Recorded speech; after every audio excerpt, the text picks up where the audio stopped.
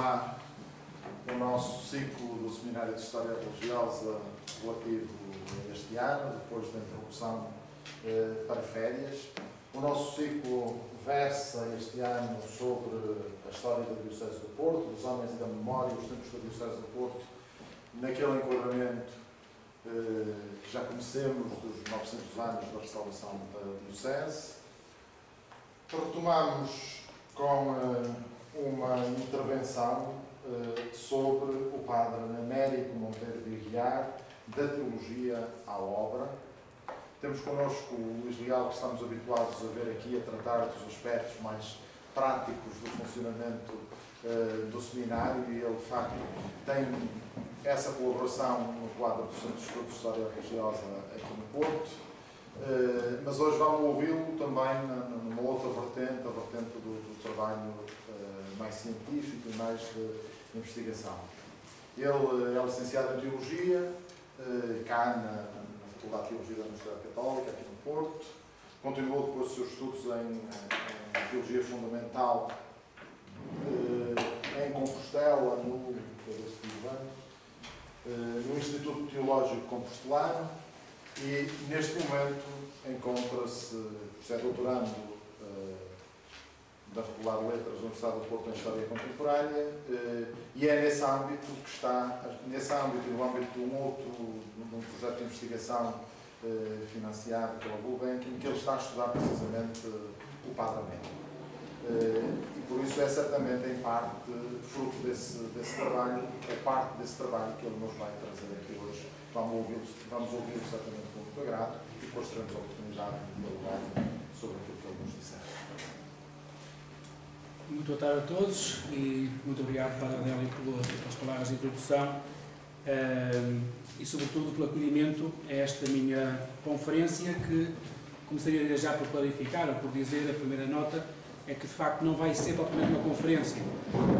Eu gostaria que entendessem todos este momento, deste final de tarde, deste dia de São Mateus, como mais um momento de partilha de algumas intuições, de algumas reflexões minhas, com base no pensamento e na obra do Padre Américo, intuições pessoais, portanto, deduzidas da leitura dos seus escritos, e elementos que, e avanço já para o objetivo último também da conferência, digamos, deste momento, e recordando o enquadramento que o professor Adélio de facto referiu, que é o objetivo de toda a investigação que estou a fazer neste momento e que visa, em linhas muito gerais, dizer ou apresentar a tese de que, efetivamente, no Padre Américo estamos diante de um pensamento verdadeiramente teológico, que é um homem que pensou a realidade do seu tempo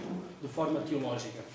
Portanto, de acordo com o tema proposto, começarei por situar temporalmente e geograficamente o homem e a obra em questão, portanto, o ponto 1 do nosso programa, para em seguida entrar mais a fundo no movimento do olhar, no movimento interpretativo da minha investigação, o ponto 2.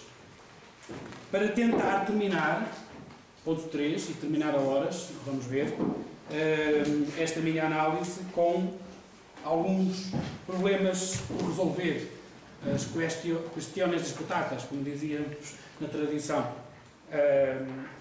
E, finalmente, assim espero que este meu olhar, investigação, proposta de leitura, seja também, aliás, por aquilo que vou dizer no ponto 3, possa surtir àqueles que ainda nunca se abeiraram do pensamento e da obra deste homem, pois muito bem, que têm aqui, espero que vejam nas minhas palavras e nesta final de tarde um conjunto de bons motivos para o fazer, e àqueles que já se abeiraram desse pensamento e dessa obra, mais um motivo para continuarem a fazer.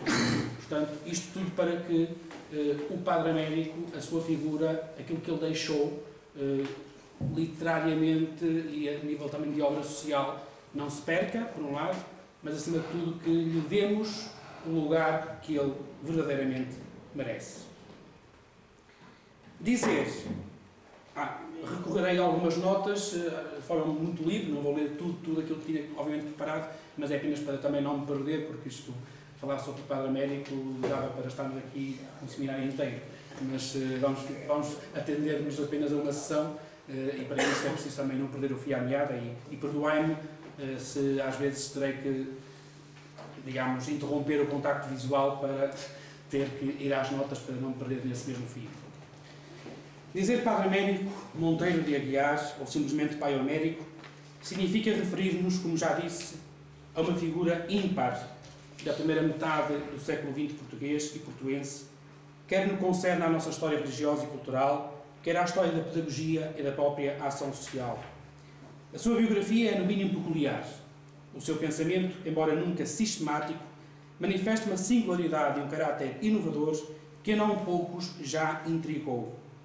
A sua personalidade, tão arrebatada quanto arrebatadora, a muitos seduziu e ainda hoje, porventura alguns menos, continua a seduzir para aquela que foi e continua a ser a sua obra. Não será por isso surpreendente podermos registar múltiplos epítetos que lhe foram sendo atribuídos, sempre com o intuito de neles condensar o essencial da sua vida e legado. E cito apenas alguns. Apóstolo dos teúrios, revolucionário do amor, recoveiro dos pobres, revolucionário pacífico, pedagogo e modelo de caridade, educador da liberdade, místico na ação, empreendedor social, mestre, artista da palavra, renovador de mentalidades, precursor do Vaticano II. Enumero apenas alguns adjetivos a que corresponderão outras tantas visões ou leituras da sua personalidade, mas que dificilmente esgotarão, cada uma por si, ou mesmo todas em conjunto, o que haveria a dizer deste homem. O Padre Elias, cujo livro tenho ali, um parênteses, não são para venda, são apenas para mostrar algumas obras relacionadas com o pensamento e a figura do Padre Américo, mas se alguém se estiver interessado, temos aqui o diretor da obra que os pode também depois facultá-las. O Padre Elias, o primeiro, a esboçar uma biografia de Padre Américo, como dizia, acrescenta ainda os de apóstolo da caridade, homem de Deus à moda de São Vicente de Paulo, homem das dores, missionário do Padre Eterno, enquanto Manuel Simões o apelida de evangelista dos pobres. Mas e se lhe perguntássemos diretamente a ele o que melhor o define? O que diria ele de si mesmo? Costumo ser muito gabado pelos meus dotes, dizem de escritor. Ora, a verdade é que eu nunca dei fé de tal. As coisas saem da pena como leito do peito das mães, que amamentam. Os filhos é que o puxam. Nesta frase, falando da sua obra literária, resume-se toda a sua postura de homem de fé, de homem padre, de homem que pensou e viveu um tempo particular.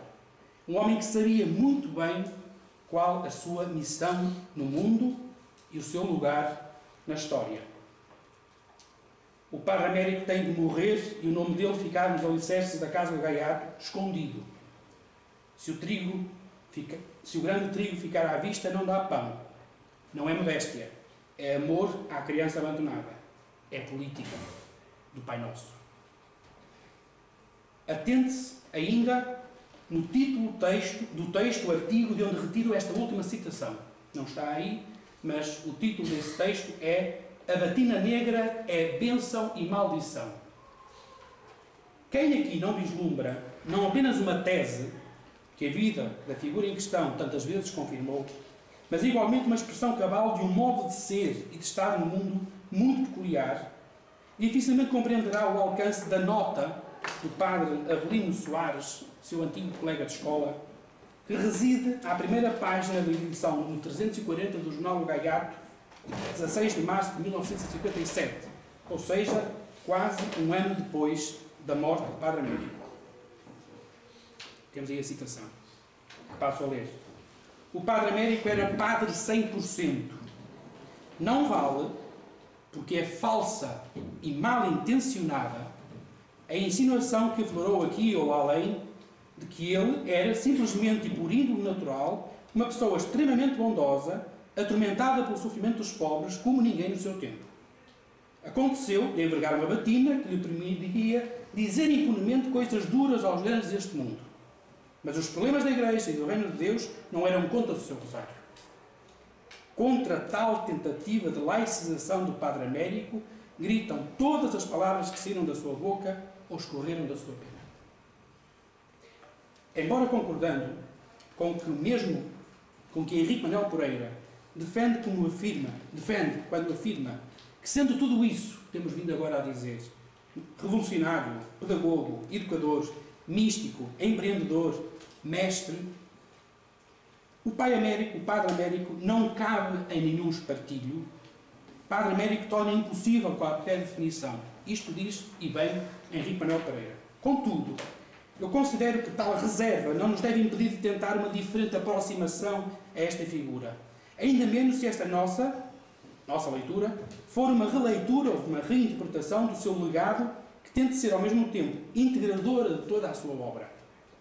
Porque, no fim de contas, toda e qualquer aproximação que a ele fizermos deverá ser, a expressão de reconhecimento da evidência do lugar cimeiro que a sua figura ocupa no panorama religioso e social do século XX português, tal como o fez, e convém citar, a Conferência Episcopal Portuguesa, na sua nota pastoral comemorativa do centenário do seu nascimento. O Padre Américo, pelo que foi, pelo que fez e pela obra que realizou e que perdura em favor dos mais protegidos da nossa sociedade, foi o homem que deixou mais rico Portugal. E foi um padre que, encarnando com generosidade e realismo o espírito do Evangelho, se tornou sinal do amor infinito e eficaz de Deus. A história da Igreja entre nós neste século não se poderá fazer sem lhe reconhecer o lugar de primeiro plano. Se quiséssemos melhor justificação para estarmos aqui hoje reunidos neste Seminário de História Religiosa de 2015 sobre os homens e as forças vivas da Diocese do Porto, da história da Diocese do Porto, acho que bastaria fazer esta citação da Conferência Episcopal. Por isso, introduzida que está a questão em torno do homem, pelo menos sumariamente, é chegado o momento de dizer algumas considerações muito breves acerca do que aqui se entende por ser a sua obra. Com efeito, a expressão obra do Padre Américo corresponde a uma duplicidade semântica que convirá a concretizar. Por um lado, referimos-nos àquela dimensão institucional, e que porventura será a mais conhecida de todos, e comumente denominada como Casa do Gaiato ou Obra de Rua, concretizada, a meu ver, e é uma leitura muito pessoal, em três grandes eixos. Por um lado, temos a Casa do Gaiato propriamente dita, a Obra da Rua ou a Obra do Padre Américo, que é uma instituição de solidariedade social, com as suas casas espalhadas, quer em território nacional, quer no Alaimar, Angola e Moçambique. Mas, por outro lado, por obra do Padre Américo, também entendo as conhecidas, de alguns pelo menos, casas do chamado património dos pobres. Por ele, a inspiração que ele teve na década de 50, trouxe aí essa fotografia tirada por mim ali na freguesia de Cesário, em Oliveira das Meias, e que exprime precisamente o essencial do objetivo desta proposta, é que cada freguesia cuide dos seus pobres, e faço aqui um parênteses, aqui está uma intuição que vai encaixar mais tarde naquilo que o Concílio Vaticano II, ou o Segundo Concílio Vaticano, melhor dito, haveria de definir, e que também vem na longa tradição da doutrina social da Igreja, com o princípio da subsidiariedade. O que é possível fazer ao nível local e próximo, façámo-lo, e não ficamos à espera que outras instâncias, entre aspas, superiores, façam aquilo que nos cabe à partida fazer. É uma das suas formas de resolver, ou ajudar a resolver, o problema dos pobres e dos pobres mais pobres entre os pobres. Exemplos de casas do património, em algumas localidades. E, finalmente, a Casa do Calvário, a Casa de Beire, o Calvário de Beire, que é uma outra forma, também esta inaugurada já depois da sua morte, e que vem responder àqueles que são os mais pobres entre os mais pobres, ou seja, são os doentes, os incapacitados de alguma forma, física ou mental, e que não têm resposta, ou melhor, cuja situação não encontra resposta em, passa a expressão, é mais lado nenhum, e é preciso haver alguém que cuide deles.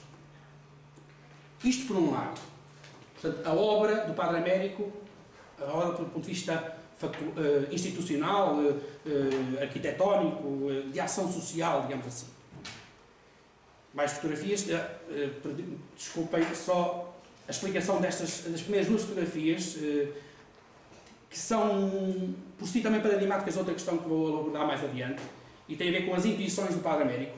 Este tipo de construção que estamos aqui a ver, esta rampa de acesso com 6% de inclinação, está estudada, do ponto de vista arquitetónico, como única no mundo naquele tempo. E era impossível alguém que não tivesse conhecimentos de arquitetura perceber que aquele grau de inclinação e este tipo de estrutura era, de facto, o mais correto para este tipo de acesso. E o Padre Américo, obviamente com auxílio e colaboração do arquiteto Teixeira Lopes, chegaram a esta conclusão.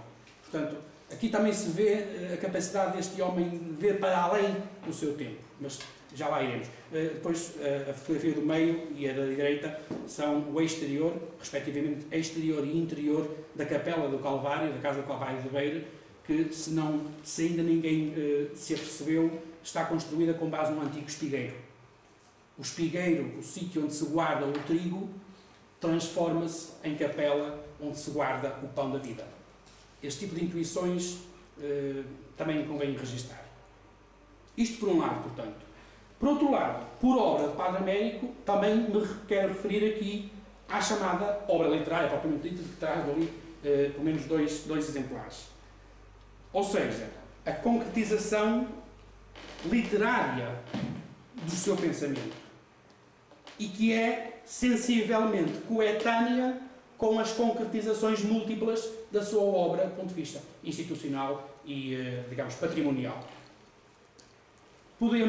Atrevo-me, estamos a falar de um conjunto de 17 volumes de artigos, estão contabilizei cerca de 3.000 textos / artigos, que ele foi publicando no jornal por ele mesmo fundado, e que foi diretor enquanto foi vivo, o jornal Gaiato, que continua, obviamente, vivo, e além de textos que ele publicou primeiramente no Diário de Coimbra, o órgão da Diocese, onde ele foi ordenado padre, que ele sempre fez parte, e depois, quando se mudou para o Porto, depois de fundar a Casa de Paz de Sousa, a Casa de Paz de Sousa, também alguns artigos no jornal A Ordem, o jornal diocesano. Portanto, desse conjunto de textos foram feitas várias compilações ao longo do tempo, e o que temos hoje como obra literária de Padre Américo são esses tais 17 volumes agrupados mais ou menos desta forma. Um primeiro, por ordem alfabética apenas, dos títulos, O Cantinho dos Rapazes. Os títulos são muito significativos.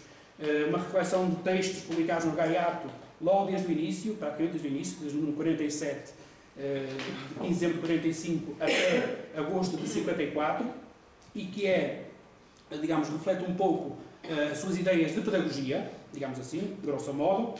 Correspondências dos leitores, o próprio título indica, portanto, são cartas que ele recebia e às quais dava resposta, e através das quais dizia algo daquilo que ele deveria dizer, não só como resposta, mas aproveitava o argumento de dar a resposta à carta para fazer alguma reflexão, digamos, até giversar, digamos assim, ou explanar ainda mais a sua ideia, ou então o problema relatado na própria carta. Do Como Eu Fui, é um livro de viagens, notas pessoais, das suas viagens por Portugal, a divulgar a obra dos rapazes, a sua mentalidade, as suas ideias, a sua pedagogia. Doutrina, e aqui um parênteses, ou pelo menos um ponto de paragem. Estando eu à procura da doutrina teológica do Padre Américo, obviamente este foi os 4 volumes a que fui logo ver o que é que lá estava. E foi a primeira, entre aspas, desilusão, que convém também dizer já, partida. É quem pensa, como eu pensei, vai analisar o pensamento teológico deste autor, estava à espera, à partida, de ter alguma sistematização desse mesmo pensamento. Pois nada. Muito menos nestes textos que aparecem neste volume. Portanto, por doutrina, não entendamos uma construção doutrinal sistemática, explanada de um conjunto de teorias ou de conceitos relativos à doutrina cristã, mas, mais uma vez, é a vida concreta a ser refletida, a ser abordada, e, neste caso, comentários, experiências do cotidiano nas casas de Gaiato, com os quais serviam, lá está, para ele depois expor um pouco o seu pensamento. Isto é a Casa de Gaiato, a apresentação do funcionamento da casa, com os os seus dinamismos, as suas rotinas, as suas regras, uma obra em 2 volumes. Notas da quinzena. Este é uma recolha muito interessante porque cobre desde o número 4 do Jornal Gaiato, portanto, na 4ª edição do jornal, um jornal que é, convém recordar, é quinzenal, até 14 de julho de 56, ou seja, até às vésperas da sua morte, e recolhe textos relacionados precisamente com essa vida diária do padre Américo na obra Na Casa do Gaiato. Este, talvez, o livro que mais me marcou. O Barredo, que remete para o bairro do Porto, desta cidade do Porto, com o mesmo nome, e onde temos, provavelmente, alguma da sua melhor literatura, no que diz respeito ao realismo com que mostra a realidade da pobreza e da pobreza no Porto na primeira metade do século XX. É uma fonte fundamental para perceber este problema, creio eu. O Ovo de Colombo, a Obra da Rua, uma explicação, uma espécie, ele chama-lhe um relatório do que é que foi a obra, o que é que era a Obra da Rua até ao momento da sua publicação. Agora sim, o Ovo de Colombo, que por um lado, um pequeno opúsculozinho, que historia como e porquê desabrochou o património dos pobres. Portanto, quem quiser perceber a proposta sobre as casas do património dos pobres, está aqui a fonte de compreensão. O Pão dos Pobres, 4 volumes, que repete um pouco a temática do que se passa, por exemplo, com o Barredo. Portanto, é o relatório não, é a descrição das suas visitas aos pobres, mas neste caso em Coimbra, fundamentalmente em Coimbra. E finalmente, Viagens, um livro que relata, se o de Como Eu Fui falava das suas viagens em território português, o volume Viagens recolhe os seus trajetos, as suas notas pessoais, quando andou pelo Brasil, por África, pelos Açores e pela Madeira, a divulgar a obra. Diante disto, o que me proponho fazer, e trazendo agora um pouco mais luz sobre o título da presente comunicação, é precisamente apresentar de forma minimamente sistemática e articulada os alicerces de uma ponte que eu julgo existir e que liga estes 2 âmbitos desta que é a sua obra. Por um lado, a parte institucional, ou então a parte pedagógica, a parte digamos, de proposta de ação concreta, e por outro lado, as intuições teológicas que estão por detrás e que estão na base dessa mesma configuração. O reconhecimento de tal ponte obriga, primeiramente, a que se proceda à identificação dos respectivos pilares, ou seja, à sistematização da sua visão teológica ou doutrinal da fé cristã, nomeadamente as suas concretizações de ordem mais pastoral e social, e, do outro lado da margem, à compreensão da formulação e concretização prática ou histórica dessa mesma visão.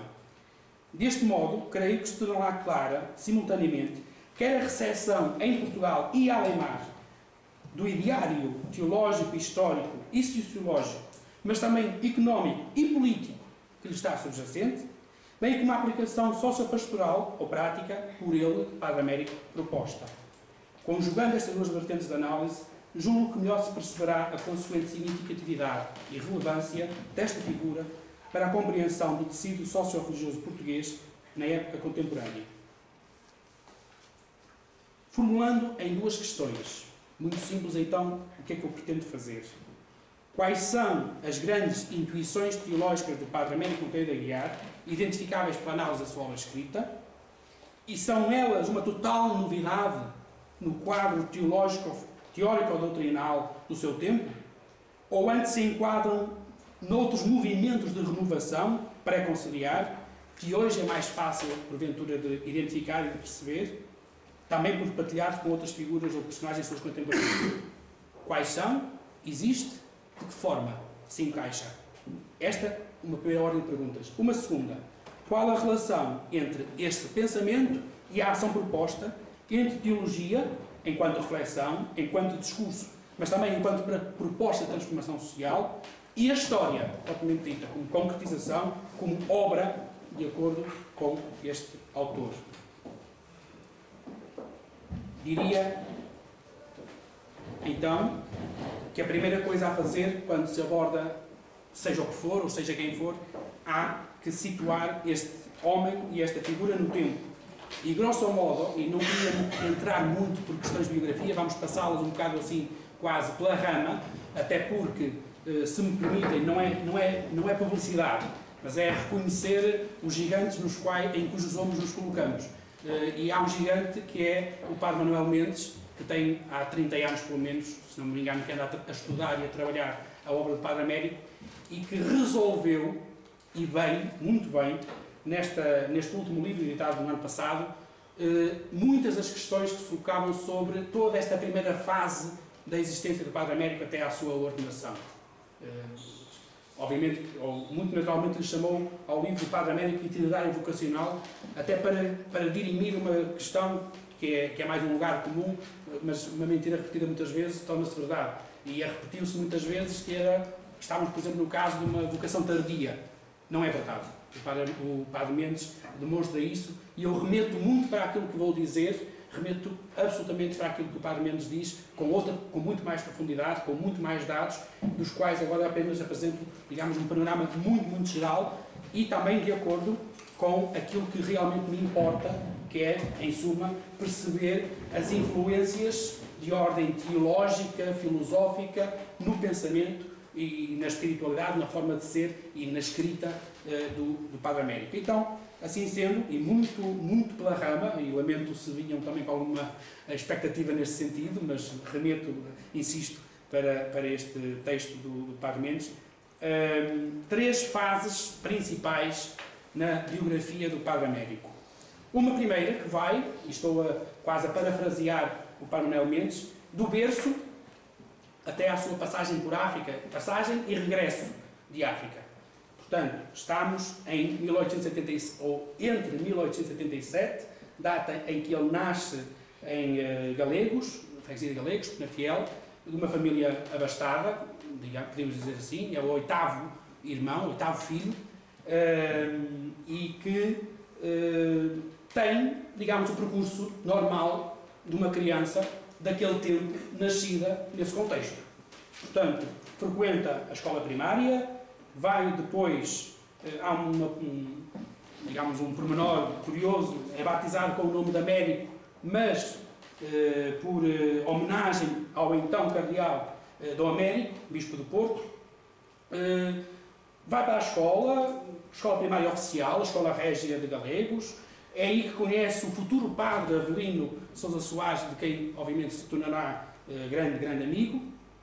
Depois vai para o colégio, com o irmão António, para o colégio Nossa Senhora do Carmo, em Fiel.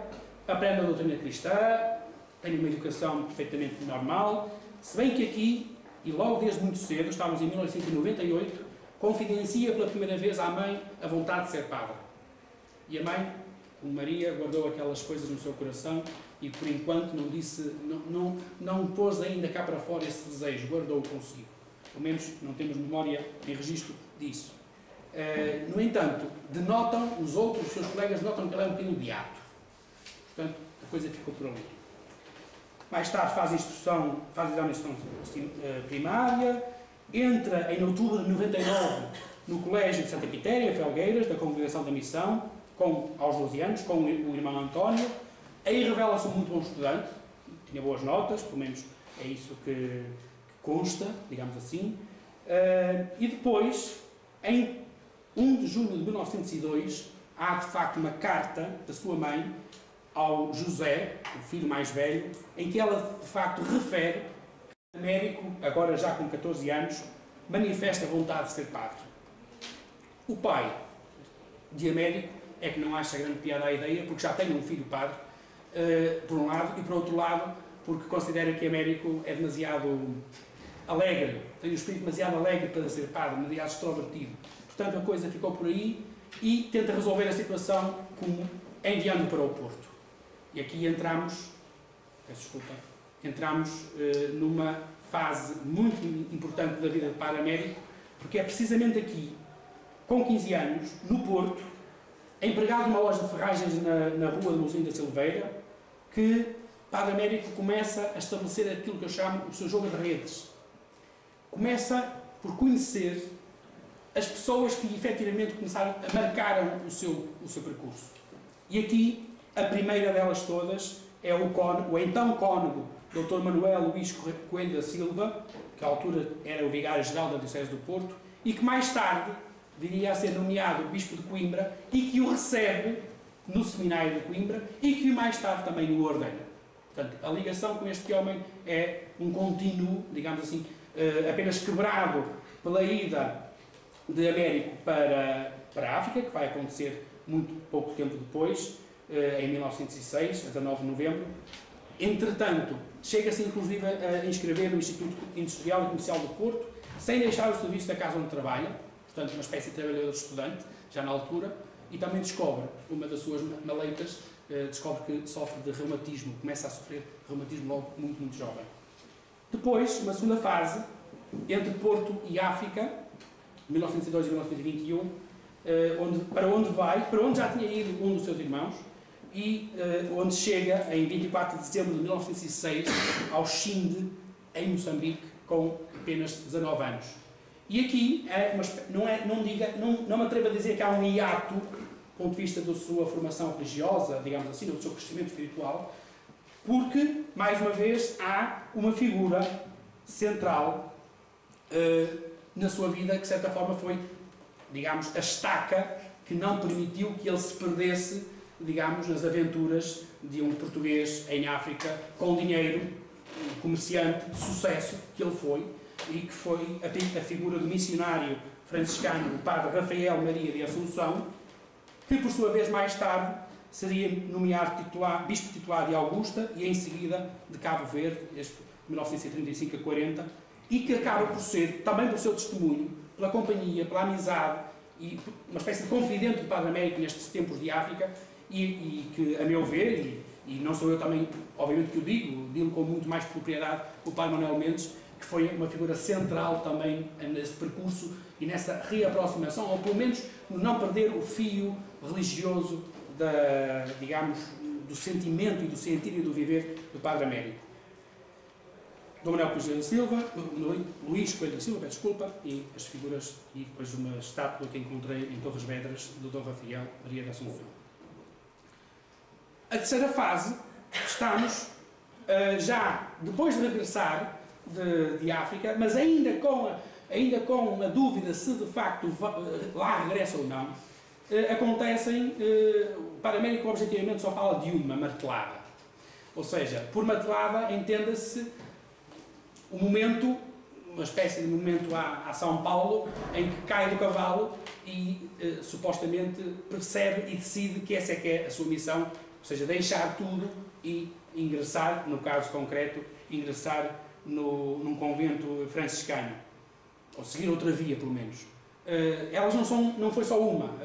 O Padre Manuel mesmo, mais uma vez, identifica em três momentos específicos, mas só para dizer que, de facto, há aqui uma linearidade deste homem que não se deixa de questionar. Essa é que é a palavra essencial e a ideia essencial que queria deixar aqui entrever. Passa, de facto, por ser frei. Ele chegou a fazer votos em Tui, no convento de Vilarinho de Ramalhosa, mas esteve lá 2 anos, ou nem isso, acho que não chegou a 2 anos, porque, mais uma vez, aqui a razão tinha o pai, era demasiado irrequieto, está a vida contemplativa, então é convidado a sair do convento, regressa, não a Coimbra, obviamente, onde nunca tinha estado, peço desculpa, regressa, obviamente, ao Porto, bate à porta do seminário, do bispo, é-lhe recusada a entrada, imagino eu, por já ser, digamos, lá está, uma vocação tardia, portanto, já um bocadinho velhinho, ou velho para este tipo de andanças, digamos assim,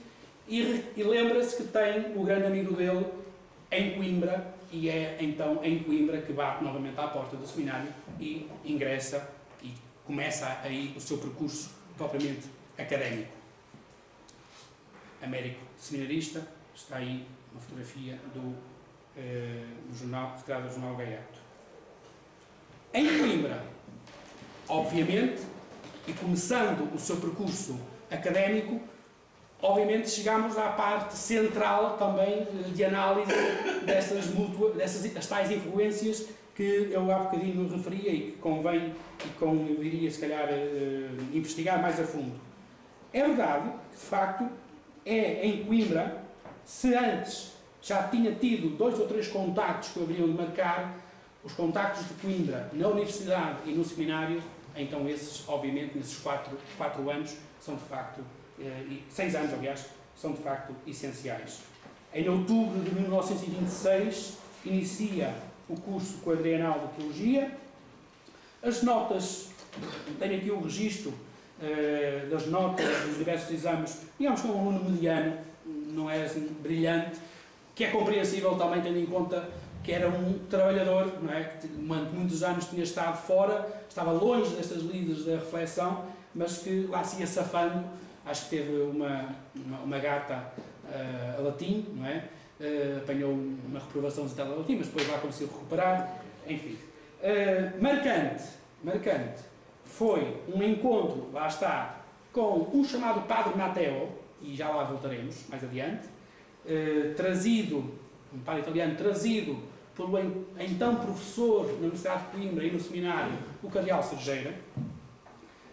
Recebe a ordem de diácono em 7 de abril de 1929, portanto conclui a parte letiva, é ordenado padre com 41 anos de idade, lá está, e é curioso depois a assinatura dele, não sei se já repararam, ele assinava Padre Américo, ponto de exclamação, e não era à toa, é mesmo assim, ele estava surpreendido consigo mesmo que é que chegou ali. Então no dia da ordenação, a partir do dia da ordenação, começou a assinar Padre Américo, ponto de exclamação. Portanto, é também um bocado curioso este pormenor. Recebe, inclusive, no primeiro dia de aulas, em 20 de agosto, depois é nomeado prefeito do seminário, e recebe um prémio de 100 escudos por se ter distinguido nas homilias feitas na igreja do seminário nesses últimos tempos. Portanto, as suas capacidades oratórias também estavam aqui a ser evidenciadas, coisa que depois nos livros se vai notar melhor. E, mais uma vez, agora sim, entramos na última fase do teólogo da ação propriamente dito. E aqui subdividiria em 2 grandes áreas, ou 2 grandes blocos cronológicos. Uma primeira entre 32 e 39, onde temos Padre Américo, a quem é entregue a Sopa dos Pobres de Coimbra, uma organização, digamos assim, de socorro efetivo, prático, aos pobres, criada pelo Bispo de então, e que entrega nas mãos do Padre Américo, porque ele ainda foi nomeado para uma paróquia, mas por motivos de saúde chegou-se à conclusão que não iria dar conta do recado, então ele pede ao Bispo, olha, dê-me a Sopa dos Pobres, que eu acho que aqui sinto-me muito melhor.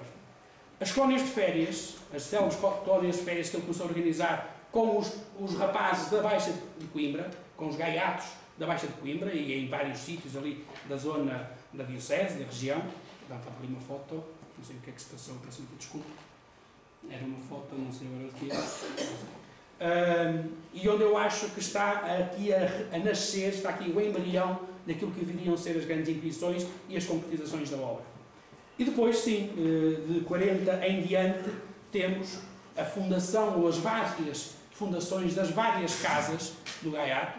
Se hoje se diz que a casa do Gaiato Paço Sousa é a mãe, também ouvi dizer muito bem, nos 75 anos daquela que é a anterior, que é a de Miranda do Corvo, que é a avó, a casa do Gaiato de Miranda do Corvo é a avó, depois temos a casa-mãe, que é a de Paço Sousa, e depois temos as outras todas, que remetem, entre aspas, a sua orgânica para aí como centro nevrálgico. Portanto, temos as casas, as várias, em momentos diferentes, o jornal, como meio de divulgação, mas também como meio de testemunho, acima de tudo, daquilo que estava ali a acontecer, novo, muito novo. As casas de património, que já referi, tudo de pobres para os pobres, ou tudo, citando o lema da casa, para os rapazes, com os rapazes, pelos rapazes. Digamos, poderíamos agora burilar melhor, afinar melhor a objetiva e ir mais a fundo nestas fases, mas creio que ficamos com assim uma panorâmica geral daquela que é a figura deste homem. E da figura deste homem, depois, houve um segundo momento, pegando nisto, olhando para a sua biografia, apercebi-me que, obviamente, como sabemos, ele já foi, de facto, estudado. Agora, que tipo de estudos é que já há sobre o Padre Américo? Eu atrevo-me a dividi-los em 3 grandes tipos. Estudos de caráter biográfico, ou seja, que fizeram com muito mais pormenor aquilo que eu fiz aqui, e estou a falar ali de um opúsculozinho, também do Padre Mendes, um esboço de biografia do Padre Américo, este canário vocacional, um estudo do professor Inés de Candeias e, entre outros, aqui do nosso amigo José Coelho Ferreira, que também está aqui presente, também tem uma obra muito simples, mas também significativa, registra e resume, digamos, o essencial da sua vida. Sempre nessa perspectiva biográfica, portanto. Depois, um conjunto de estudos, só tenho aqui 3, mas depois na bibliografia da própria ficha, vocês podem ver lá mais títulos, sobre a sua ação pedagógica social. E aqui há 2 nomes que é preciso sublinhar. São estudos dos professores Inés Candeias Martins e do professor João Evangelista Loureiro. São os homens que mais aprofundadamente analisaram até hoje a figura, e muito bem. Então, esta última obra, professor, que eu trouxe, porque de facto é fundamental, do professor Inés Candeias Martins, é de facto um excelente resumo da sua pedagogia social, como ele chama, e até faz um jogo muito interessante, porque joga com as iniciais do nome Américo Monteiro de Aguiar e dá ao título Amor, Meditação, à Ação. Curioso.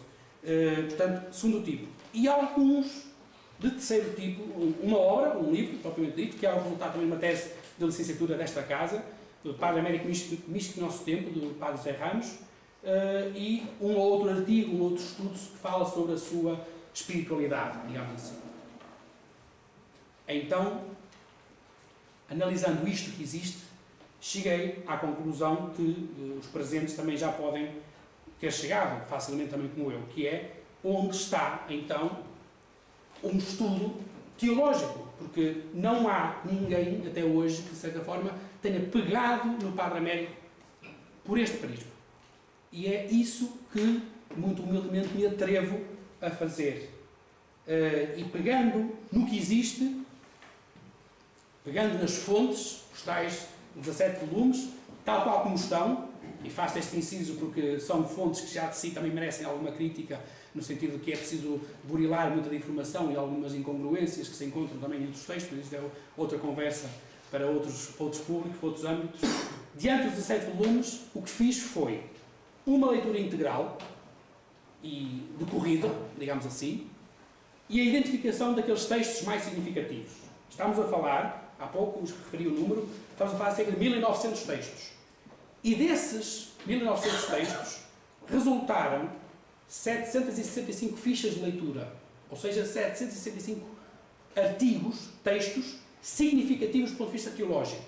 Ou seja, 40% dos textos, cerca de 40% dos textos do Padre Américo têm significatividade teológica. Acho que tenho aqui um bom argumento para defender a minha dama. Creio. Mas, vamos ver. A ver, vamos. Isto pode ainda não significar nada. Registro dos dados, nessas fichas de leitura, primeira tentativa de sistematização, para chegar a um pensamento. Para chegar a uma sistematização propriamente dita, mais concreta, mais afinada desses mesmos dados, e a formação ou defesa da tese, da ideia. Há um pensamento teológico do Padre Américo estruturado, ou possível de estruturar, melhor dito, possível de sistematizar, apesar de não estar sistematizado, a parecer disperso e nas entrelinhas da sua escrita, mas existe, está aqui, e é isto que vos quero, muito sumariamente, apresentar, digamos assim. Ora, para compreender o pensamento teológico de um homem, seja ele qual autor, seja de que autor for e de que época for, é preciso enquadrá-lo minimamente.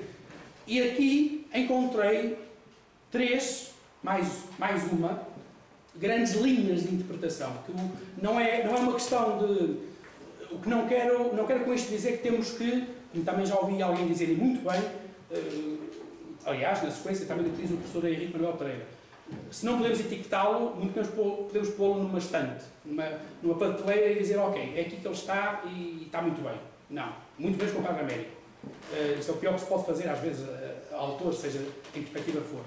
Mas o que acho que é importante fazer é encontrar, naquele tempo, que é o seu, portanto, estamos a falar de finais do século XIX, princípio do século XX, cronologicamente falando. Geograficamente falando, estamos a falar de Portugal, Porto e Coimbra. Encontrar neste universo linhas de leitura que possam ajudar a enquadrar o homem e a obra, o homem e o pensamento. E encontrei uma primeira, que é aquela que brota, salta literalmente à vista, de uma primeira análise da bibliografia, que é imensa, sobre este período. E mais particularmente no que diz respeito ao pensamento, às correntes de pensamento. E aqui estamos a falar da recepção do neotomismo em Portugal. Um movimento que começa lá atrás, com a encíclica de Leão XIII, Aeterni Patris, que defende, muito sumariamente, o regresso, digamos, à teologia, uma filosofia cristã assente no esquema mental e não só de Santo Tomás de Aquino, na sua obra, e que, portanto, a partir daí, tudo o que se dissesse e fizesse em teologia deveria um bocado obedecer aos mesmos tipos de construção, digamos assim, e a sua recepção em Portugal. E aqui há que dizer, também muito sumariamente e muito pela rama, mereceria uma análise mais aprofundada, mas há imensa bibliografia sobre isso, as figuras que, obviamente, depois assumiram este papel, no caso português. E é preciso citar o caso de Dom Manuel Correia de Bastos Espina, que cria no Seminário de Coimbra uma cadeira de filosofia tomista e ainda uma Academia São Tomás de Aquino, além de uma revista, a chamada revista Instituições Cristãs, para divulgação desta mesma corrente. E é curioso que depois encontrei um texto de 1945, se não me engano, de um outro padre aqui do Porto, que vai dar uma conferência ao Seminário Maior do Porto, e em que é precisamente, em que traz a tese que eu quero apresentar é precisamente da validade e necessidade e importância de recuperar o tomismo como filosofia e como modo de fazer teologia.